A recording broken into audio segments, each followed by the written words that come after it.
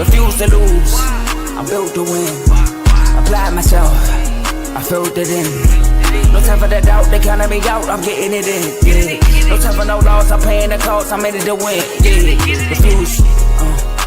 Mine, it can't be diffused. If you ain't thinking the same, then we playing by different rules. You can't see the vision, we living at different views. Until we complete the mission, keep getting up, never snooze. I walked a mile in my shoes, had the mind of a fool, chasing diamonds and jewels. Trust me, I was confused. Started minding my business and used my mind as a tool. Ended up finding my purpose and found the time to get to it. They told me I couldn't do it, they told me I couldn't make it. They sold it, could never break it. That's sadly mistaken. I need a piece of the pie, I want it so bad I can taste it. They told me like told me, keep on running, toes they gon' take them. Refuse to lose, built to win. Apply myself, I filled it in. No time for the doubt, they counting me out, I'm getting it in. Yeah. No time for no loss, I pay for the cost, I'm winning to win. Yeah. Refuse to lose, I'm built to win. Apply myself, I filled it in. No time for the doubt, they counting me out, I'm getting it in. Yeah. No time for no loss, I'm paying the cost, I'm in it to win. Yeah. Refuse.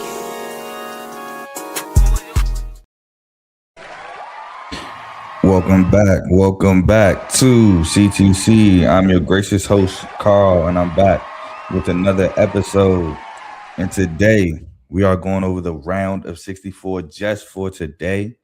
Now I know it's super early, brackets lock at noon today, but I got things I got to do today, this morning, and I don't know if I'm gonna be back in time to get it out. So I have to go early, rather get it to y'all early than not get it to y'all at all. Also, real quick, so yesterday we had a horrible day yet again in the tournament. I'm actually 0-4. I went 0-4 in the round of 68. Just the round of 68 continues to be my Achilles heel in the tournament. Now, 5-3. Our wins were one of them should have been Utah Valley. Terrible execution down the stretch, but again, same thing with Cal Baptist. So why am I surprised? But our wins were Dayton. Shout out to Dayton, got robbed of a home game due to the first four being in Dayton, Ohio. So they had to travel to Bradley, even though they were the team that was supposed to have the home court advantage. Still got it done. Our wins were Cal, who beat UIC. Another win was Nevada beating Murray State. Another win was Wake Forest beating Navy. And our last win was I can't remember right now, but I know our losses were Kent State absolutely got dominated by Illinois State. Another loss we had was, again, the Utah Valley game, and our last loss was St. Joe's over Colorado State. We picked Colorado State, but I told y'all to take St. Joe's plus the points because I knew there was a chance St. Joe's could possibly win that game. I can't remember my fifth win yesterday. It's kind of irritating me. They had to play at 8 o'clock. Let me flip back my notebook, see if I can find it. It was New Mexico. New Mexico blew out Sam Houston. But anyway, let's move on. So the NIT is doing us great. We're 11-5 in the NIT. Round of 68, like I said, did us terrible. But we'll move on to the round of 64, where we're going to start with TCU versus Ohio State. Now, TCU is the 9 seed taking on 8 seed Ohio State. First game to kick off the tournament. It is at 12:15 on CBS. Ohio State's actually favored in this game. Well, I did these last night, literally after my show. So odds may have changed. So let me take a look at that real quick. But as of right now, as you're looking on my ticker right now, as FanDuel is loading, they are 2.5-point favorites. They are still 2.5-point favorites. Okay, so that has not changed. Now, I'm going to go with the lower seed first, then the higher seed. So TCU, they're led by David Punch, averaging 14.3 points per game, 6.7 rebounds, 1.3 steals, and 2.1 blocks per game. Xavier Edmonds, averaging 12.6 points per game, 6.6 rebounds, and 1 steal. And Jaden Pierre, averaging 10.5 points per game and 1 steal per game. Now, their X factor to me, they're, like I said in previous shows, TCU has the size of Ohio State. So Brock Harding is going to have to do a good job in facilitating the ball to guys like Pierre to knock down a three. Xavier Edmonds is going to have to do his own, but I think Brock Harding is going to have to do his job facilitating the rock, averaging 5.7 assists per game. Nova doesn't play today. I'm not going over Nova. I'm just doing strictly today's games, but we'll talk about UPenn and McNeese later on in the show. Shout out to you for watching. Ohio State, they are led by Bruce Thornton. Bruce Thornton, 20.2 points per game, 5.1 rebounds, 3.9 assists, and 1.2 steals. Absolute bucket. John Mobley, 15.7 points per game, and Devin Roy, 13.7 points per game and 5.7 rebounds per game. Now, for me, Ohio State's X factor is going to have to be Christoph Tilly. Again, they have the size advantage over TCU with Christoph Tilly and Amari Bynum. I think Christoph Tilly is going to have to dominate the paint for Ohio State to win this ball game, or to help Ohio State win this ball game. He's averaging 11 points per game and 4.7 rebounds. I would love to see more than his average of rebounds today. But my winner in this one, and I went back and forth with this. When the game first came out, I picked TCU. But the more and more I slept on it, I'm like, I don't see Bruce Thornton going out his first game of his senior year, his only game. I don't see this being his only tournament game in his college career. This is last year at Ohio State. I don't think he want to go out with being one and done in a tournament. So I'm going Ohio State.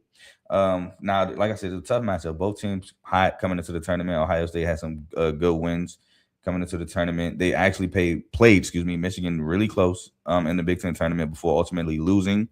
But I just can't see Bruce Thornton going out one and done in his only tournament game. So I'm taking Ohio State in this matchup to move on. Next, we have Troy versus Nebraska. Now, some people love this upset spot. Troy is the 13th seed in their region. Nebraska is the 4th seed in their region. This game is 12:40 on True TV.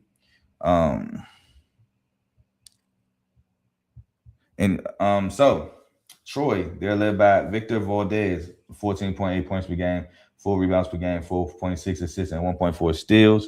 And Thomas Dowd averaging 14.8 points per game, 10.1 rebounds, 1.2 steals, and 1.3 blocks. And Cooper Campbell averaging 12.7 points per game, 3.5 rebounds per game, and 4.2 assists per game with 1.6 steals. Now, their X factor to me is going to be Kobe Campbell and his 3-point shooting ability, averaging 40.4% from the 3-point line. So I think that may be big against a Nebraska team who also can shoot the ball from beyond the arc. Speaking of Nebraska, they are led by Rink Mask, averaging 13.5 points per game, 5.8 rebounds. Price Sanford, averaging 17.8 points per game, 4.8 rebounds, and 1 steal per game. Sam Hoiberg, averaging 9.6 points per game, 5.3 rebounds, and 4.3 assists per game, with 2.1 steals. Now, their X factor to me, is Braden Frazier, scoring 11.6 points per game. I think his ability to put the ball in the basket, he's just a tough-nosed player, in my opinion. So I think Braden Frazier is going to be huge for Nebraska in the tournament. Wow, Nebraska has yet to win an NCAA tournament game since being a school. So with that being said, however, I do see Nebraska getting their first ever NCAA tournament win today against Troy. Nebraska been making history all year. Nebraska, first time being ranked in the top 10, first time being undefeated into January. They were like 20-0, I believe, at one point. So Nebraska's been making history all year, and I think this is another historical feat by winning against Troy. So I have Nebraska beating Troy and moving on. I could see people taking the points, though. I'm not mad at you taking 12.5 against Nebraska at all. But I do have Nebraska winning. Some comments. Somebody says, Braun Mueller, are you going to root for the Seahawks? Are you talking about UNC Wilmington? I do talk about the NIT. I got to see who UNC Wilmington plays next. I did pick Yale over them, but shout out to them for getting the dub. Wisconsin 11-0 against the spread in the tournament and 7.5-point favorites. I will be talking about, I think Wisconsin is later in this episode. Yeah, actually we'll be talking about Wisconsin in 2 games. And shout out Joe. He's on the Refuse to Lose YouTube. He said, let's get it. Carl up early, giving y'all free picks for y'all bracket. Yes, sir. Next, we have South Florida versus Louisville. South Florida comes into this as the 11th seed. Louisville is the 6th seed. Louisville is actually favored by 4.5, which the line dropped. It was 6.5, but I believe due to the news of Michael Brown Jr. being out, not playing He's not playing. Even if they win, he's out for the whole first week. Oh, weekend, I should say. That's why I believe the line dropped.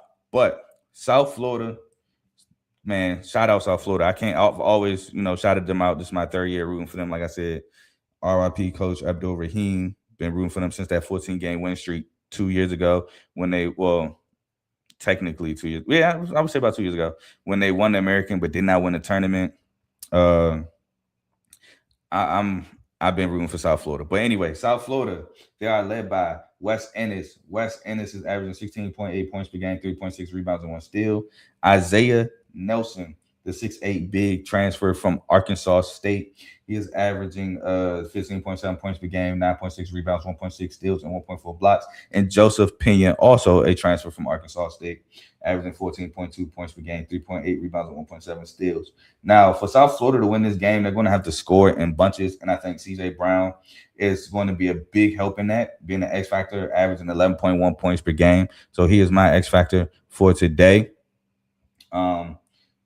Shout out to y'all in the comments. I'm going to read our comments at the end of this game. But Louisville, they are led by Ryan Conwell. Again, no Michael Brown Jr. He's not playing today. And if they win today, he's not playing Saturday.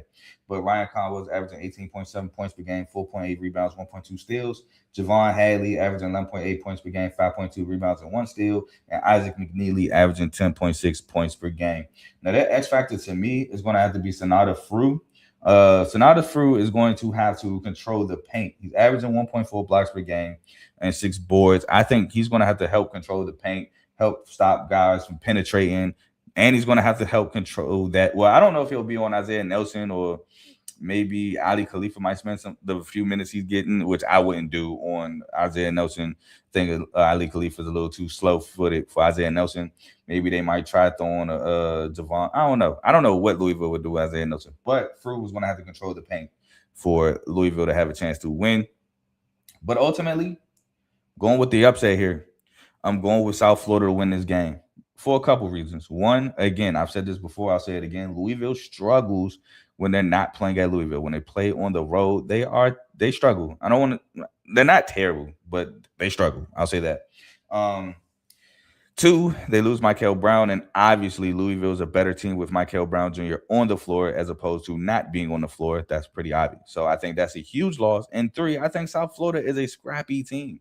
I think South Florida can score. They play defense. They can run. They are very scrappy, and I think that they can ruffle up Louisville.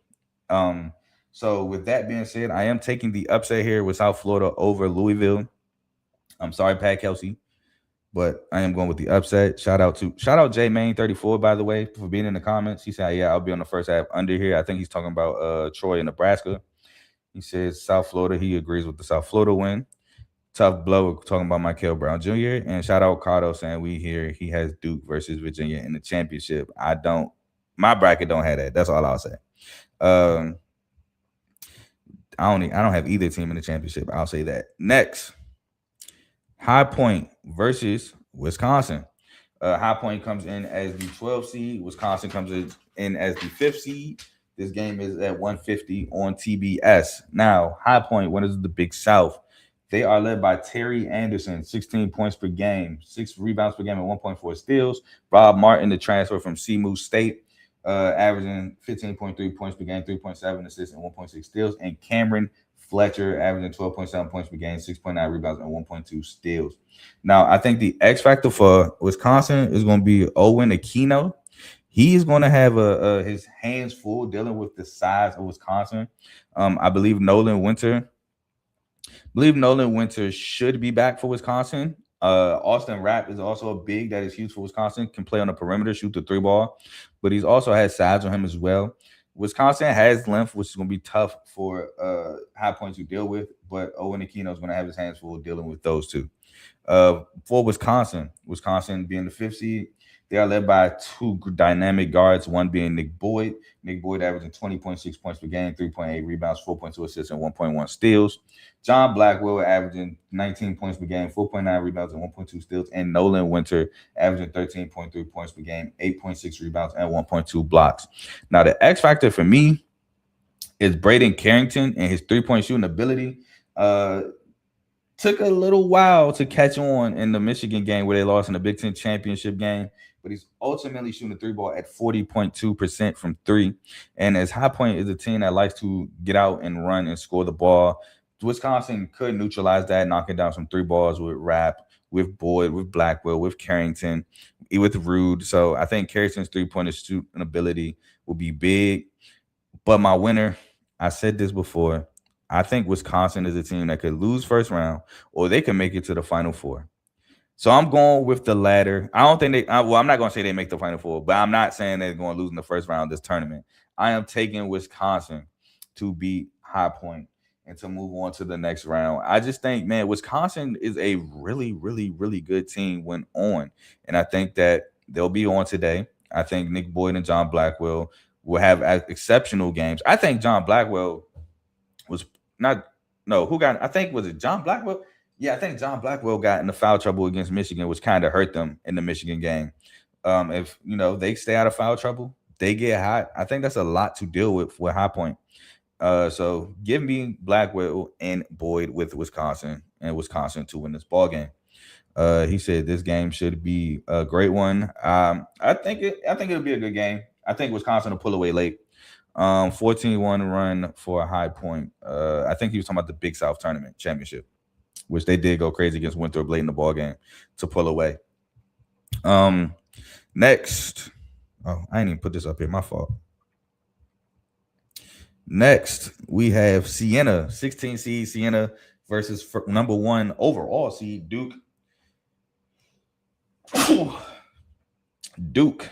Not Duke. I'm sorry, Siena. First of all, my apologies. Let me get back in order. This game is at 250 on CBS. Duke is favored by 27.5 points. Forgot to put the minus on. By 27.5 points. Siena, great story. Coach McNamara led them to a MAAC conference championship. Again, I wonder if Coach McNamara is at play for Syracuse, but that's neither here nor there. But Siena is led by Gavin Doty, who's averaging 17.9 points per game, 7 rebounds, and 1.2 steals. Justice Schultz averaging 13.2 points per game, 4.4 assists, and 1.4 steals. And Francis Folfak averaging 11.1 points per game, 5.2 rebounds, and 1.3 blocks per game. Now, that X factor to me is going to be Brendan Coyle. Brendan Coyle is going to be big, eliminating second chance opportunities for Duke. Duke is without Patrick Nwamba. He is not playing in this matchup. I think they say he's out for the first weekend as well. But he's averaging 4.6 rebounds, going against a front line that is banged up. And Duke, Duke, they are led by me personally, the National Player of the Year. I think a lot of people have him as the National Player of the Year, him or Darius Acuff, but Cam Boozer. Cam Boozer is averaging 22.5 points per game, 10.2 rebounds, 4.2 assists, and 1.5 steals. Isaiah Evans averaging 14.9 points per game. Caden Boozer, who stepped up now in the absence of Caleb Foster, averaging 7.1 points per game. Again, stepping up in the absence of Caleb Foster. Had an absolutely tremendous ACC championship game for Caden Boozer. Now, that X factor to me, I'm going to go Malik Brown. Malik Brown is a guy who's very, very good defensively. Okay. Got you. Malik Brown is a guy defensively who does a lot. He's very good defensively. He play on ball, gets on ball steals, plays the passing lanes, get blocks. And I think him defensively in the absence of Patrick Nwamba would be huge. Has to stay out of foul trouble, obviously, because he can get in a bit of foul trouble because of the fact that he reaches a ton. He does reach in a lot, so that could possibly get him in foul trouble. But I think he is an X factor because of his defense. He is averaging 1.9 steals per game. But my winner in this, I'm going Duke. I love the Siena story. Happy Siena made it to the championship. To the tournament for the first time since 2010. But Duke is just an overwhelming force for these guys, man. Cam Boozer is an overwhelming force. They have nobody for Cam Boozer, unfortunately for them. And I think Cam Boozer is just going to have a crazy game. But give me Duke in this matchup. And I got you. Hold on. He said he liked the under here in the first half in Duke first half under. I mean, I don't know what the numbers are. I'm not into that. So not into betting totals in college. I don't do that. That's kind of a slippery slope for me. I do bet, just not those. And he said, sorry to cut you off. Do you do other sports? Yeah. So this platform right here, my YouTube channel, is just college football and college basketball, but I do make appearances on the R2L network doing NFL, NBA. I touch on baseball a little bit. I ain't the greatest baseball guy. Like if you do, we have a show for that, and I make my appearances here and there. I could talk a little baseball, but I ain't the I know so much. Nah, I'm okay in baseball, but I do NFL, NBA, college football, college basketball. So I mean, I don't know if you're subscribed or not. I appreciate you tuning in. Please subscribe. I would love for you to do so, and I appreciate you being in the comments asking questions. But we move on to, I believe that was you that brought this game up. Yeah, we move on to McNeese versus Vanderbilt. 12th seed McNeese taking on 5th seed Vanderbilt. Now, if you watch my Selection Sunday show, I did say this is a game I'm really intrigued in. This is a game that I can see McNeese winning. This game is 3:15 on True TV.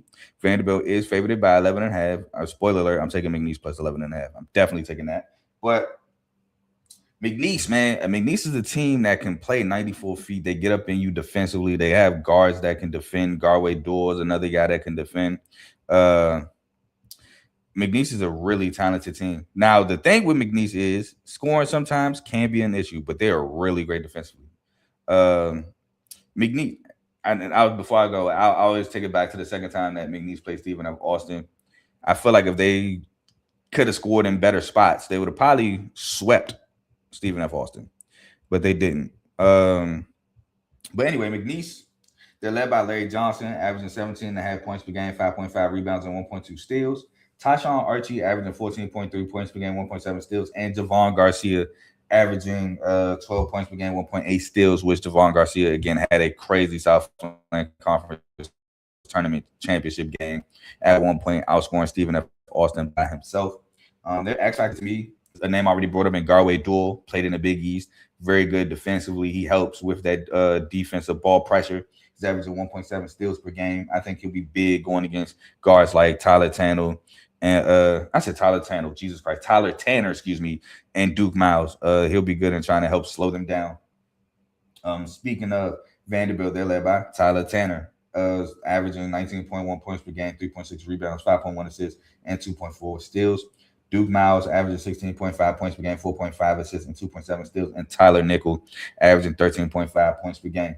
Now, that X factor to me, because they're not really beyond Nickel, Miles, and Tanner. They're not really guard-oriented. I went with Dwight McLaughlin because one thing Dwight McLaughlin has over McNeese, he has size and he has the height advantage over McNeese. So if he can, get the ball in the paint, he loves to shoot the perimeter shot as well. But if he can get the ball in the paint, turn, get to the basket, that will help tremendously for Vanderbilt. He's averaging 9.6 points per game, 6.7 rebounds per game. So if he can assert his dominance in this game, that'd be big for Vanderbilt.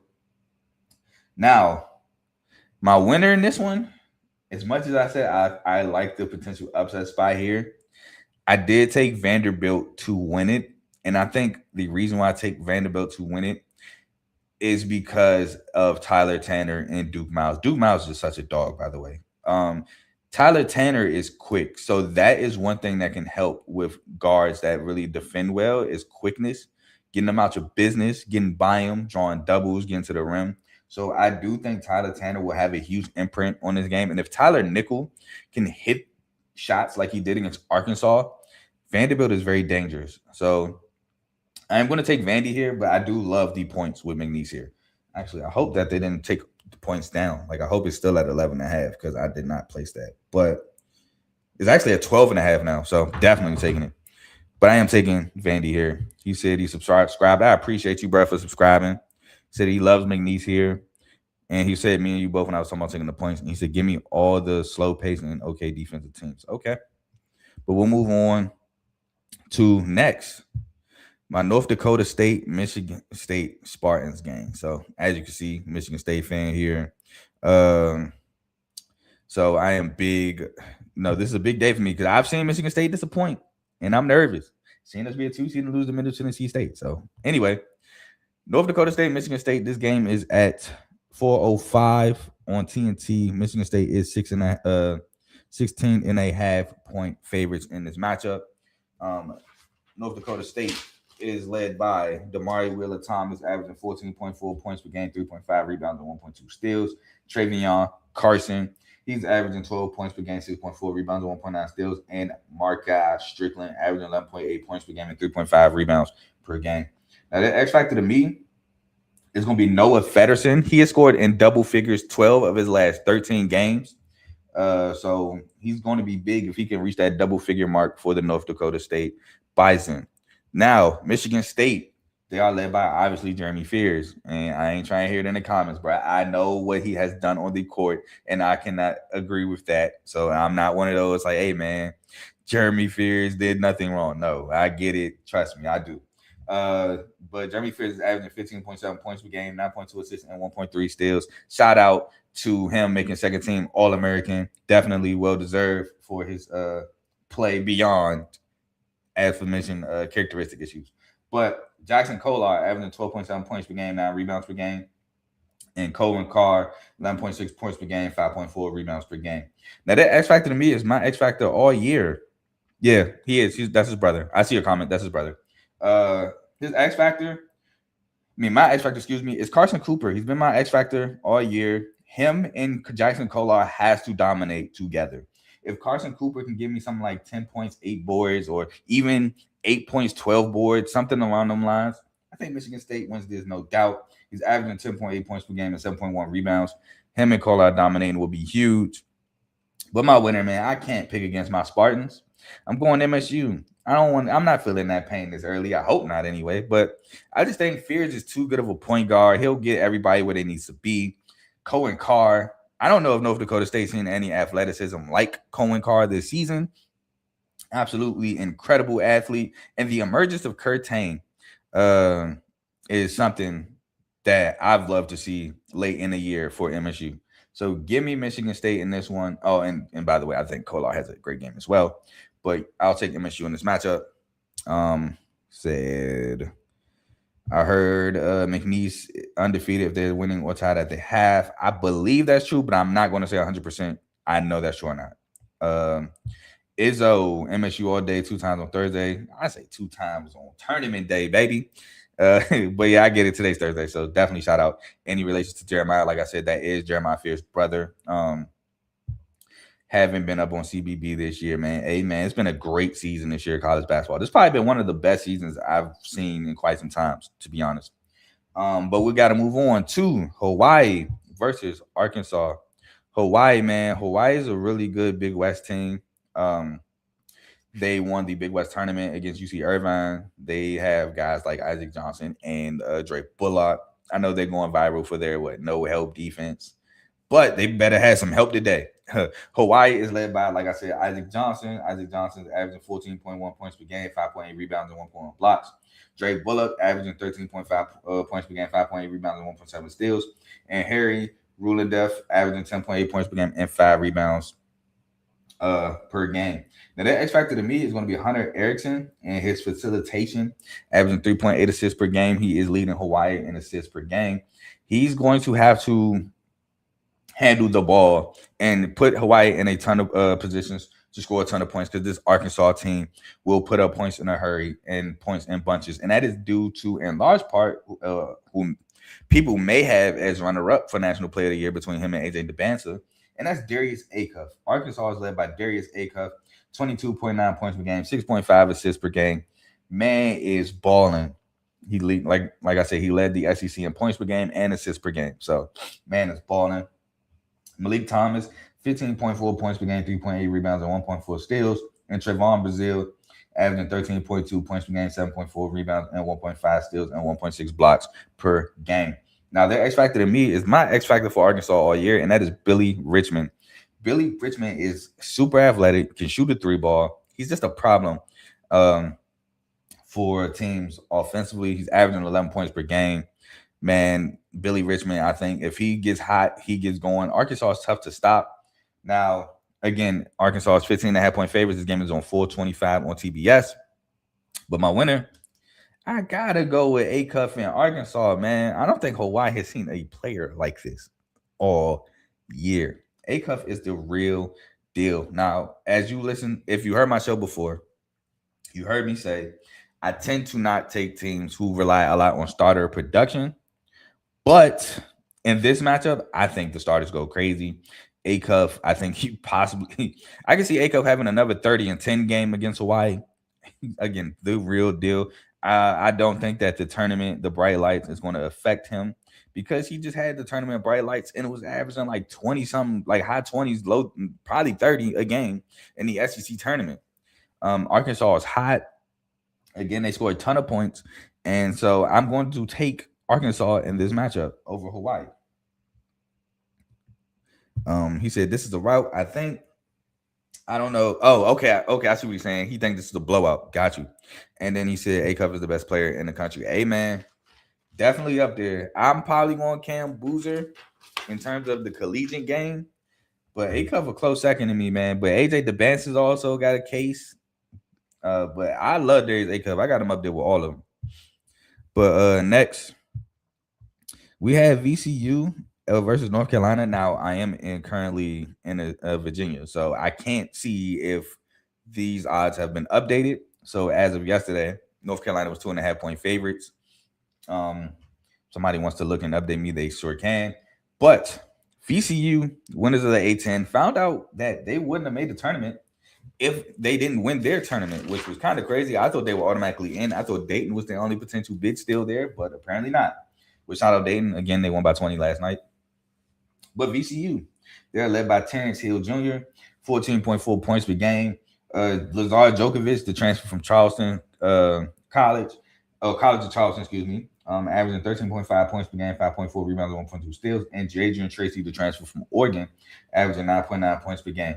Their X factor to me is going to be Barry Evans. He is going to be dealing with the UNC front court of Henry Vezar, which I think Lazar Djokovic would be dealing with the large part of Vezar, but Jaren Stevenson and Zayden High off the bench. So he is going to have to bring it dealing with those guys. UNC, they are led by Henry Vezar, averaging 16.7 points per game, 8.7 rebounds, and 1.2 blocks. Seth Trimble, 14 points per game, 6.3 rebounds, and 1.1 steals. And Jaren Stevenson, averaging 8 points per game and 4.4 rebounds per game. Now, again, UNC is obviously without Caleb Wilson, which is a huge blow. But they did do well without him once Henry Vezar returned, because I feel like North Carolina is the team led by their front court this year, which is ironic coming off last year. But my X factor for the UNC is Luka Bogovac, who's scoring 9.8 points per game on 3-point shooting of 35.9%, which that actually was better later in the year. But anyway, my winner, UNC. I know a lot of people love the VCU upset spot here, and I'm not too mad at it, but I just think UNC front court is going to be an issue for VCU to deal with. Seth Trimble is a really good on-ball guard, and if Zayden High can provide that scoring power off the bench, that athleticism getting to the rim, and if Luka can knock down open 3 shots, I think UNC is just going to be a bit too much for VCU, a VCU team that at times can have trouble scoring. So give me UNC to win this matchup.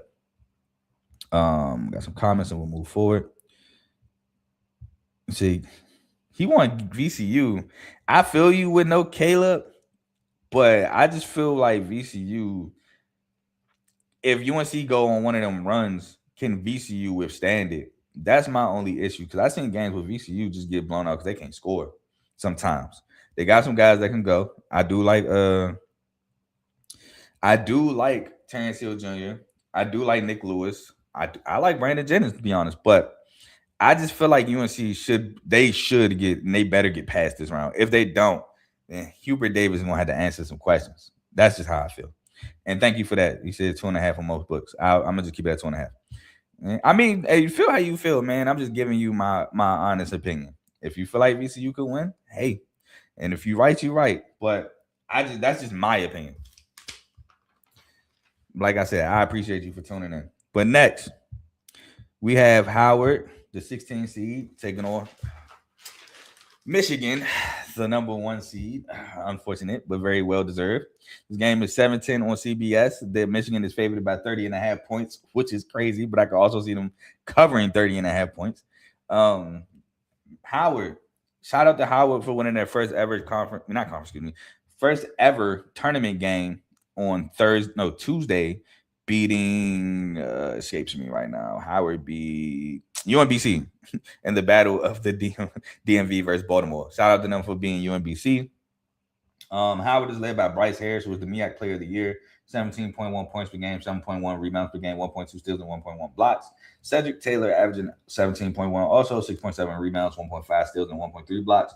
And Cam Gillis averaging 10.5 points per game, 4.3 rebounds, 4.7 assists, and 1.7 steals.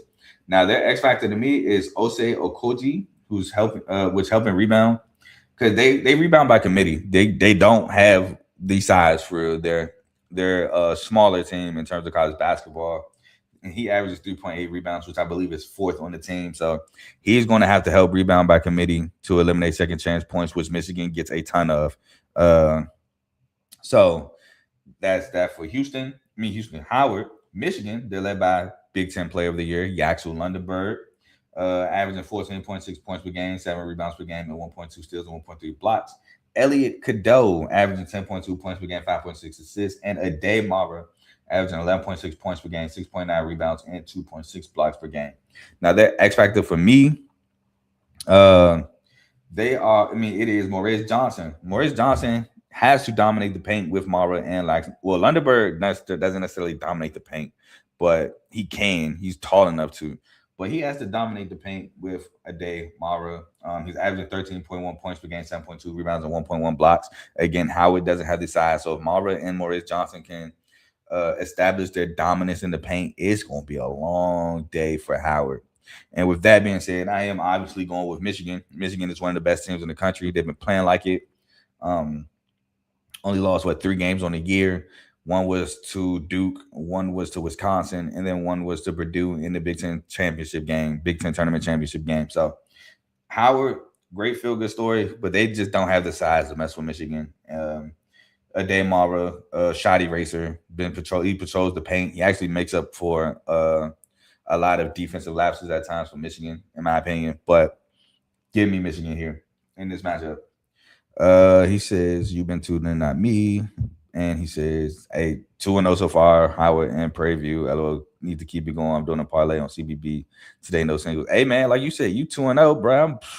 The actual tournament been kicking my behind. So shout out to you, though, because thankfully I got the NIT. I've been doing really well in the NIT. But the tournament itself, boy, I always have trouble with the round of 68.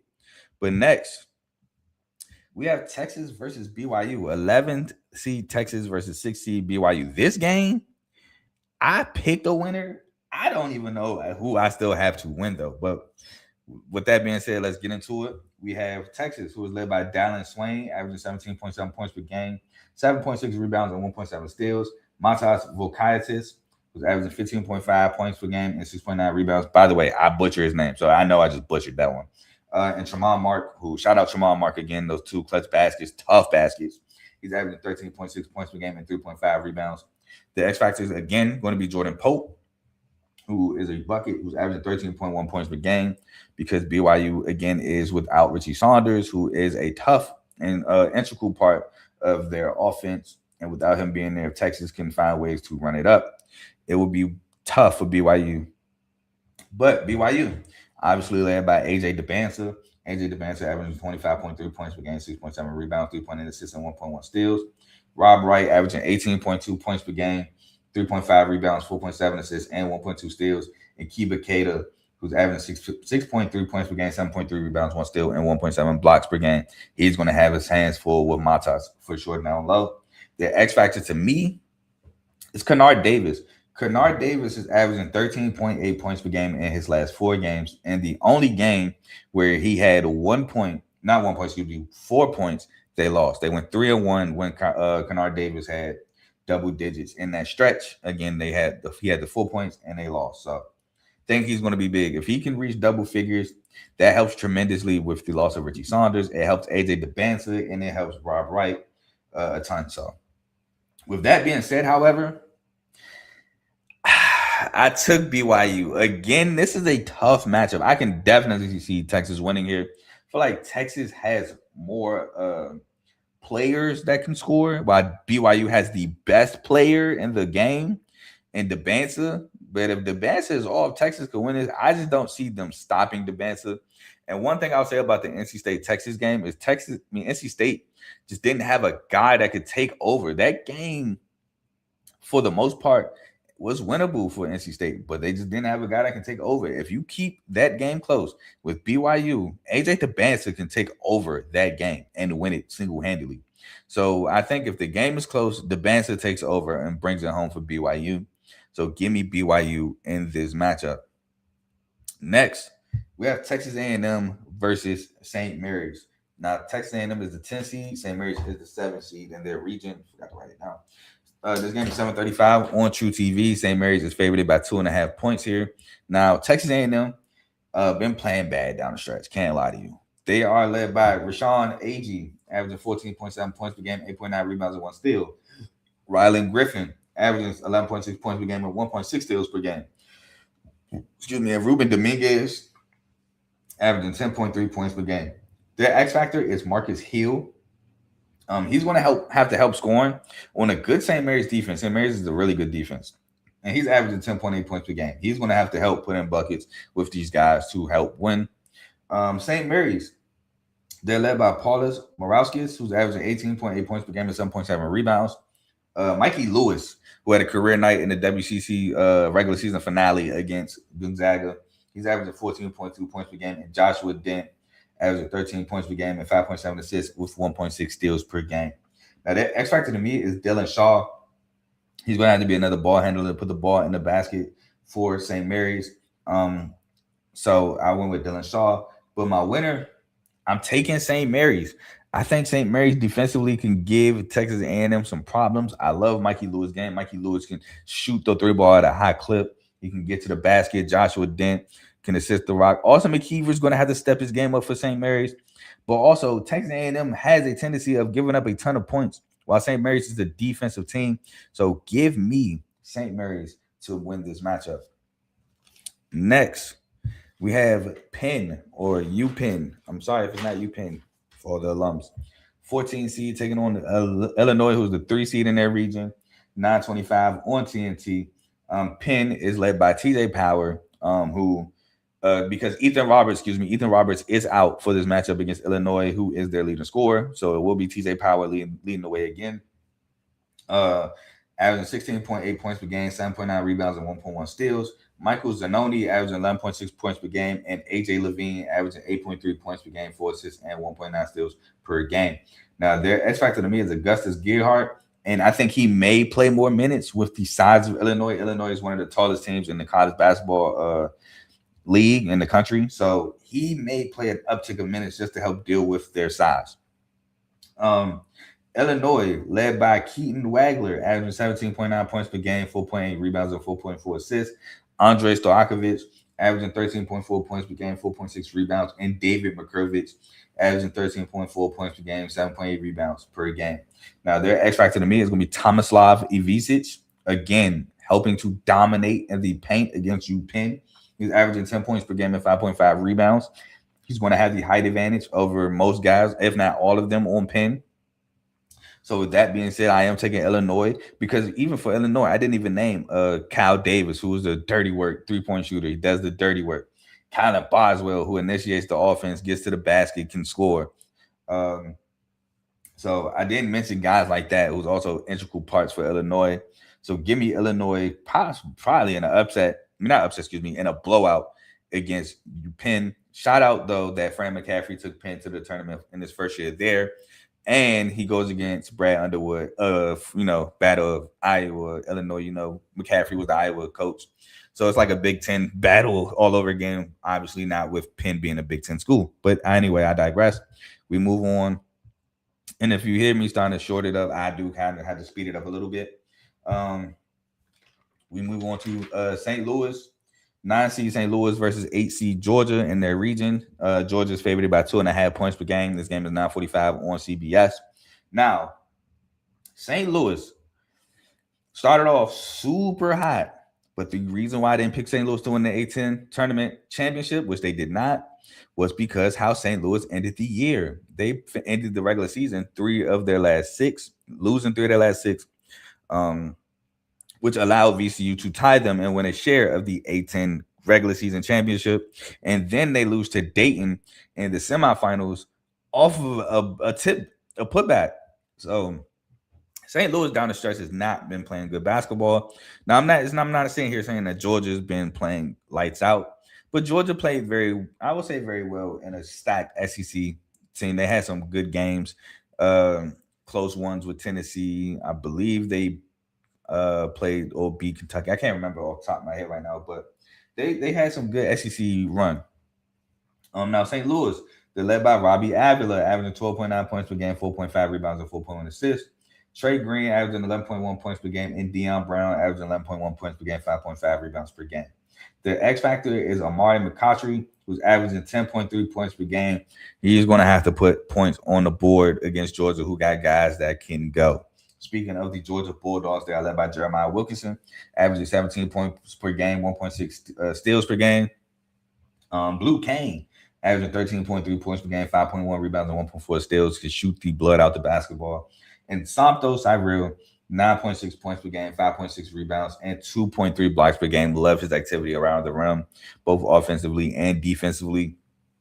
But my X factor for Georgia, and it was hard for me to pick between Marcus Millender and Cannon Catchings, but I ultimately went Cannon Catchings because Cannon Catchings, when he catch fire, it's tough to put out. That boy Cannon Catchings, I watched him last year at BYU, and I thought he was a phenomenal player. He is a player, like I said, he can catch fire, and it is tough to put out. He's averaging 12 points per game. He can shoot the three ball. He can attack the rim. Tough player to guard. So give me Candy Catchings as my X factor. But I ultimately picked Georgia to win just because the way St. Louis has ended the regular season and even lost in the tournament leaves a sour taste in my mouth. And so I can definitely see Georgia winning this ball game. Georgia would. Now it's going to be tough. Robbie Avila, I don't know if they'll put Santos Cyril on him or not because Avila, he's a big body, can shoot the three ball. He can play on the perimeter. He's a great passer. So I don't know if they'll put Santos on him or not. I think Santos can move his feet with him for sure. But Santos is best around the rim, erasing shots. So that's something I would love to see there. But ultimately, I love Georgia in this matchup. So give me Georgia to beat St. Louis. Almost said Indiana State because that's where he came from. But anyway, next. And we are on our second to last game. Kennesaw State at the 14th seed, taking on third seed in their region, Gonzaga, 10 o'clock on TBS.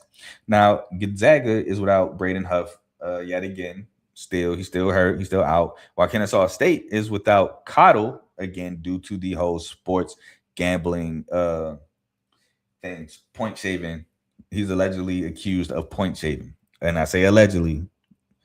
But that's why I said it was a feel-good story for Kennesaw State because they lost him in the midst of the season, came down and won the Conference USA Tournament Championship, and that's why they're here. Did not win the regular season title. That went to Liberty, who Liberty upset George Mason on Tuesday in the NIT. But in spite losing their best scorer, their best player, they are here in the tournament. So shout out to them. Now, Kennesaw State, they are led by R.J.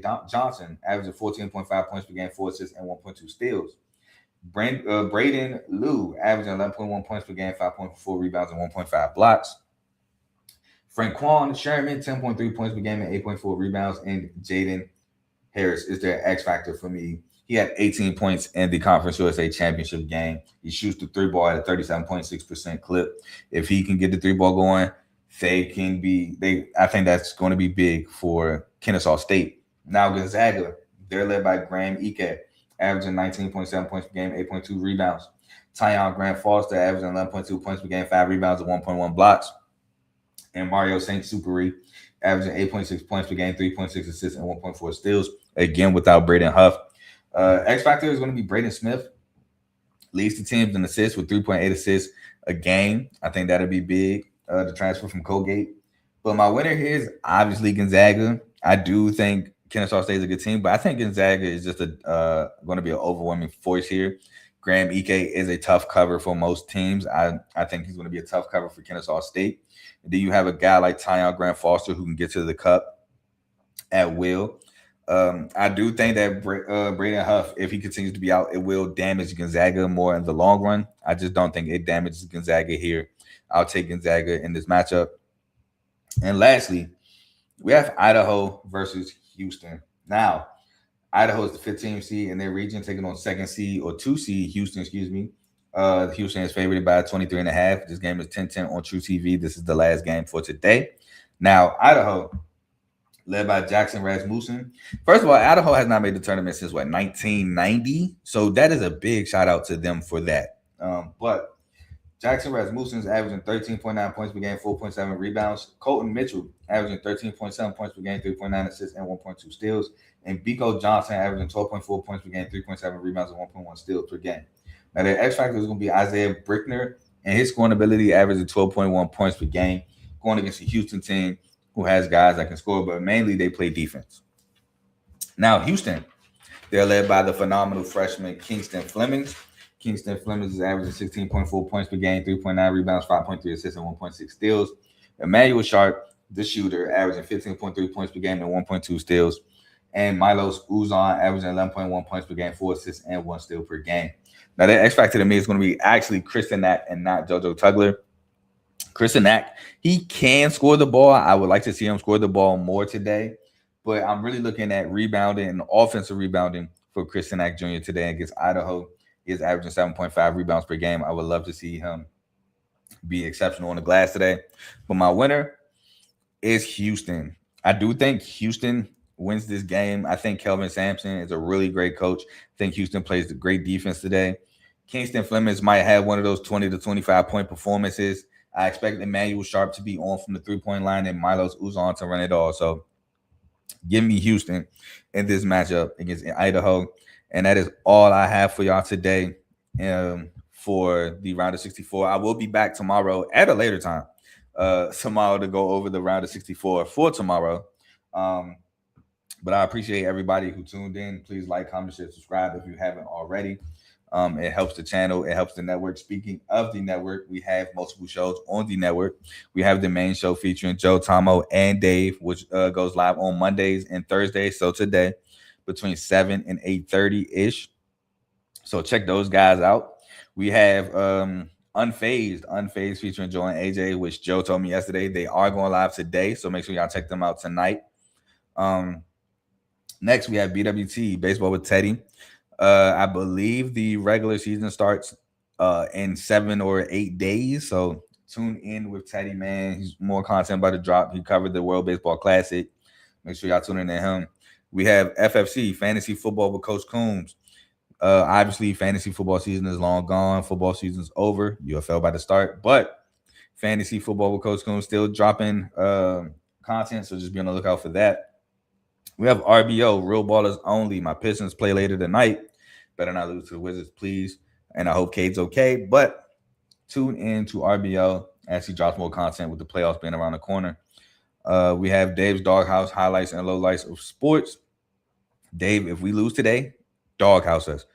And last but not, we have In the Red Corner, boxing show. They go live on Sundays, not every Sunday, but when they do go live, it is on Sundays. And that's around 6:30. And that's featuring Ty, Ricky, and Tomo for all your boxing needs. Make sure you check out In the Red Corner. And the last show we have for y'all is the newest show on the network, and that is Zero Sports Talk with Griffey. I don't think he goes live. I think he drops pre-recorded episodes. So just be on the lookout for when those drop. And please like, comment, share, subscribe to those shows on the network as well. And if you like what you're listening to, stick with us. With that being said, I got to get ready to get up out of here. Y'all enjoy a great day of college basketball. The round of 64 is back. The tournament is back. But I'm gone. As my battery says, I need to be gone.